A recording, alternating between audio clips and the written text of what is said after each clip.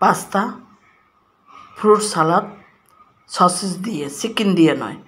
এখানে পাস্তা আর সসেস দুইটাই, পাস্তাটা সেদ্ধ করে সল্টেজ বাটার দিয়ে এটা কিন্তু রাখা হয়েছে, আর সসেসটা ভেজে নিছি। তারপরে কিউব করে কেটে আমার পরিমাণ মতন আমি দিয়ে দিলাম। তারপরে এখানে বাঁধাকপি, ক্যাপসিকাম, টমেটো, আপনারা বিভিন্ন রকমের সবজি ফল কিন্তু আপনারা নিতে পারেন। আমি কয় ধরনের সবজি ফল ব্যবহার করি সেটা একটু দেখেন, ভালো লাগবে অবশ্যই। এর একবারই ইফতারির মাঝে বা যে কোনো সময় যে কোনো অকেশনে ডায়েট যারা করেন সবাইকে বলছি, এই পাস্তা সালাডটা খেয়ে যে কতটা বানাবার পরে আমি যারা খেয়েছে প্রশংসার শেষ নেই। আর আমার কাছে খুব ভালো লাগে, আমি প্রায় সময় কিন্তু বানাই থাকি। এর সাথে এখন দিয়ে দিলাম আপেল আর শসাটা কাটবেন একদম বেশি যেন না থাকে, আতি না থাকে সেরকমভাবে। আলু সেদ্ধ করে সল্টেজ বাটার দিয়ে ভেজে নিচ্ছি, আর ডিম সেদ্ধ করে কিউব করে কেটে নিচ্ছি। যত বেশি দেবেন ততই বেশি মজা লাগবে উপকরণ, এর বেশি দরকার হয় না দর্শক। আর ঝালের জন্য কাঁচামরিচ দুটা টুকরা করে দিলাম। তারপরে কি দেব দেখেন, মায়োনিজ খুঁজে পাই না দর্শক, মেহমান বসাই রেখে তারপরে কিন্তু বানাইতে আসি। সাথে সাথে এগুলো বানাই কখনো ফ্রিজে রাখবেন না। 1 কেজি মেয়োনিজ বানাইছি, এই মেয়োনিজটা মিল্ক মেয়োনিজ, এটা হোমমেড মেয়োনিজ, আমার নিজের হাতের দুধ দিয়ে বানানো হয়েছে। এটা অসাধারণ একটা মেয়োনিজ ছিল। আর জেলো জ্যাম বাজারের কেনা মিক্স জেলি, সেটা ব্যবহার করছি। আপনারা জেলও ব্যবহার করতে পারেন যে কোনো কালারের, তাহলে দেখতে সুন্দর লাগবে। কিন্তু এটার কিন্তু খেতে ভালো লাগে। এই মিক্স জেলিটা যদি আপনারা দেন সুন্দর একটা ফ্লেভার আসবে আর খেতেও ভালো লাগবে।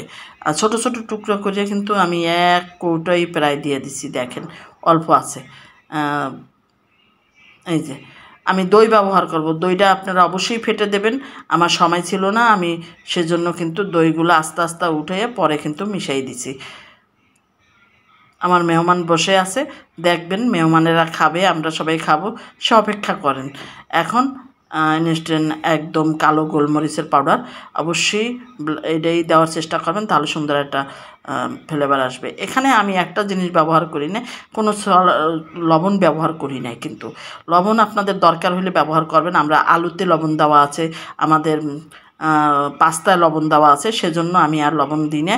কিন্তু কেউ কিছু বলে না লবণ না দেওয়াতে তাদের আরও সুবিধা হয়েছে। একটা জিনিসই আমি ব্যবহার করি লবণ, আপনারা টেস্টিং সল্ট ব্যবহার করতে পারেন, চিনি ব্যবহার করতে পারেন, কিন্তু আমি এগুলা কিছুই ব্যবহার করি না, যেহেতু মেয়োনিজের ভিতরে চিনি আছে সেজন্য।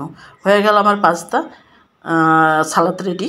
এখন চিকেন বারবিকিউ একদম কলায় পোড়ানো, অসাধারণ ছিল এই চিকেন বারবিকিউ। এটা দিয়েই আমরা এখন খাওয়া দাওয়া করব। হয়ে গেল আমার, এখন আমার মেহমান আসবে, তারপরে আমরা খেতে বসবো। দেখেন কেমন হইলো কমেন্টসে কিন্তু জানাবেন অবশ্যই। ওখানে ভাই অর্ডার দেবা, তাহলে সাপ্লাই, দরকার কি যার যার প্লেটের পাশেই থাক। এই যে আমিও দর্শক খাইতে আছি, সাথে কিন্তু আছে চিকেন, এখান থেকে নিয়ে নিও, ওটা একটু কাঁচাই নেবো আমি এই জন্য। হ্যাঁ, মেয়োনিজটা খাই, নিজের হাতের মেয়োনিজ বানানো, কিন্তু বাহিরের কিছু না, সব নিজের হাতে বানানো। এই যে আরও আমার লাগলে কেউ এখান থেকে নিতে পারে। পোড়া মুরগির গন্ধ গন্ধ আয়